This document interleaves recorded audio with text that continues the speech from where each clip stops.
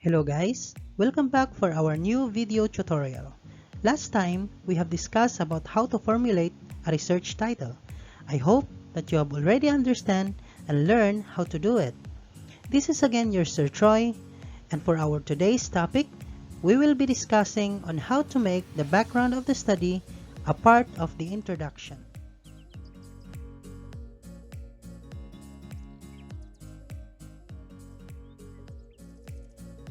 Let's begin by discussing what is a research introduction.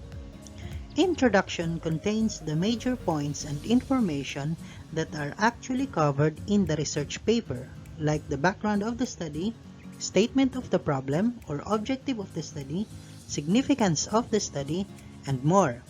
The introduction covers the whole chapter 1 of the research paper. So, ibig sabihin, ang introduction, yun po yung buong chapter 1 ng isang research paper. And it consists of many parts, like the background of the study, statement of the problem, and more. But for our today's presentation, we will only focus on discussing what is the background of the study. Other parts of the introduction will be discussed in our next video tutorial. Okay, let's proceed now to the main topic about the background of the study. Background of the study is to make a reader understand the reason of conducting a study and the incidents leading up to the study. The background of the study is a part of a research provided in the introduction section of the paper. It provides the overview of the study and it also establishes the context of the study. So, napakalaga na kailangan maganda yung pagkasulat natin ng background of the study since ito yung nagbibigay idea or pangkalatang idea sa isang mambabasa ng kung ano ang nilalaman ng iyong research paper. So, background of the study, it is written with the intention of clarifying the importance and necessity of the paper. So, kailangan mayroon tayong sinusunod na mga guidelines dito or mayroong tinatawag na mga core elements kung paano natin isusulat yung background of the study. Mayroon din iba't ibang styles kung paano natin siya ipipresent. So mamaya, i-discuss natin in the next slide. Okay, so ito na. Let's proceed now in discussing the core elements of the background of the study. So, paano umpisahan natin yung background of the study? So, first paragraph, let us discuss briefly on what is known about the topic under investigation. So, ibig sabihin, kung ano yung magiging main topic natin, pwede nating umpisahan by mere discussing or briefly discussing the meaning of that. Kung ano yung definition, no? I have here an example. Level of competence of mathematics teacher in secondary schools in the division of Northern Samar. So, notice na ang title na binigay natin is the title that I presented in our previous videos. The purpose on this is para malink natin yung idea at makabuo tayo ng full-blown research paper. Okay? So, paano natin naumpisahan? Start your statement by discussing about what is level of competence of teachers, specifically mathematics teachers. Okay? Pwedeng onwards, or if not, of course, we must acknowledge our source. So, the Katarman National High School format, ang sinusunod natin is onwards yung first page ng background of the study. Anyway, iba't ibang format naman. What is important, pag mayroon kang ginamit na idea taken from others, of course, i-acknowledge natin yung author. Okay? Next is, proceed by discussing more about the nature and dynamics of teachers' level of competence. So, i-elaborate pa natin kung ano yung ibig sabihin ng level of competence, kung ano yung mga parameters niya, ano yung scope niya, saan lang siya nalilimit, dahil napaka-broad niyan, So, yon. That is one important thing na kailangan kung ano yung main topic natin, ma-explain natin ng maayos kung ano talaga yung ibig sabihin niya. Okay, let's move on discussing the second core elements of the background of the study. So the second element is an articulation of the research gap or problem that needs to be addressed. So ano to? Okay, so umpisahan natin ang second paragraph natin by presenting the problematic situation simply by stating it from national setting down to the local setting, and of course by using statistical facts. So ibig sabihin, pag nag-present tayo ng ating mga problematic situation, whether it is from national setting or from the local setting, of course mayroong dapat tayong basis, or statistical facts. So paano tayo paniniwalaan kung wala tayong basis? Napaka-importante na meron tayong basis para sa ating mga problematic situation. Kasi doon mas titibay yung mga statements natin. Okay? And then, of course, you may add more on the discussion about some variables articulated in the research topic. So, anong ibig sabihin nito?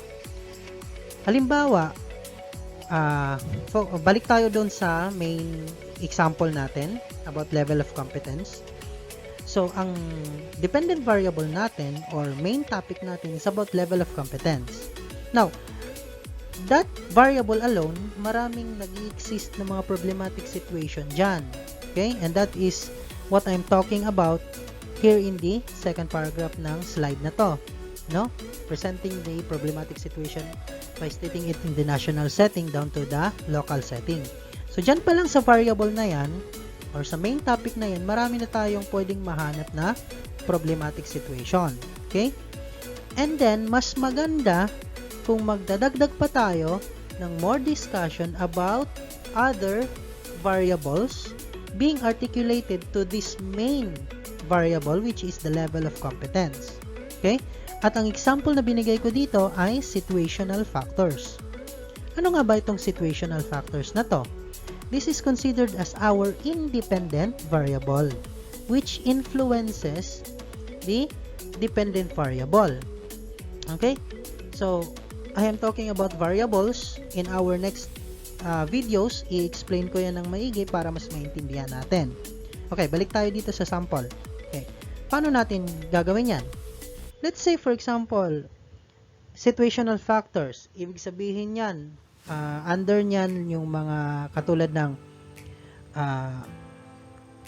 students' behavior, and then the facilities, school facilities, kung kulang ba, yung mga chairs, yung blackboard, madumi, yung classroom, masikip, mainit, class scheduling, kasama sa situational factors. Like for example, may night shift or may shifting yung klase, or classroom situation mismo, gaano kadami yung number of students in one class, lahat ba yun nakaka-apekto sa level of competence ng isang mathematics teacher? So, pwede, maybe.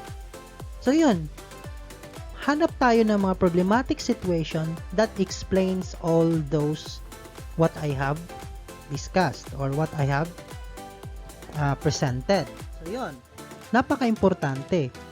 And then, of course, dapat may basis tayo. Okay? Mayroong mga statistical facts para mas kapani-paniwala. Okay? Baka ma-confuse kayo, itong level of competence na lagi kong ginagamit, this is only an example. So, pwede kayong mag-isip ng main topic ninyo na pwedeng i-connect or i-relate dito sa discussion natin. Okay, so, let's move to the next slide. For the next element of the background of the study, what the researcher would like to do or aim to achieve. So this is the researchers or the research goal. So the researcher may elaborate the objective of the study, like for example, i-connect natin doon sa title na binigay ko kanina. Determine the level of competence of mathematics teachers and its relationship to other variables. So, pwede ng researcher i-explain dito kung ano talaga yung main variable or main goal ng study niya. No? Main goal, or makikita yan sa general objective or sa title mismo ng research. Okay? And then, of course, after elaborating, we will proceed now to the next core element, which is the research statement, that is the main argument or contention of the paper. Anong ibig sabihin nito? So, the researcher may state the argument or contention of the study. This is more on the researcher's personal argument or claim, which specifically highlights the possible contribution of the study. So, pwedeng sabihin ng researcher dito that the researcher argues that there is a significant relationship between the two variables, or pwedeng sabihin ulit ng researcher, the researcher argues that there is a need to determine the level of competence of mathematics teachers. No? And then, this answers the question, why do you want to? Bakit mo kailangang malaman kung mayroong bang relationship yung dalawang variable? Kung bakit mo ba kailangang ma-determine ang level of competence? So, pwedeng sabihin ng researcher, maybe kapag nalaman ko yan, mas may kukontribute pa akong mas magandang alternatives for the problem. So, pwedeng sabihin yan ng researcher in the last paragraph of the background of the study. Okay, so for the last core elements of the background of the study, the major significance of contribution of the study to a particular discipline. So the researcher may discuss more on the importance and contribution of his or her research paper and who will be the beneficiaries. Okay? So pwede niya yung i-include or idagdag sa last paragraph ng background of the study. Okay, so before I end, I would like to clarify that the format that I am discussing to you or presenting is the format followed by Catarman National High School. So as a rule, every institution or school has its own format. Anyway, all of those guidelines, all of those styles have common elements. So, lahat naman, halos pare-pareho naman yung goal natin, makapagbigay or makapag-present ng isang magandang research paper. That's all for our today's tutorial. Thank you for watching. Please don't forget to subscribe and hit the notification bell for more educational videos. Thank you and God bless.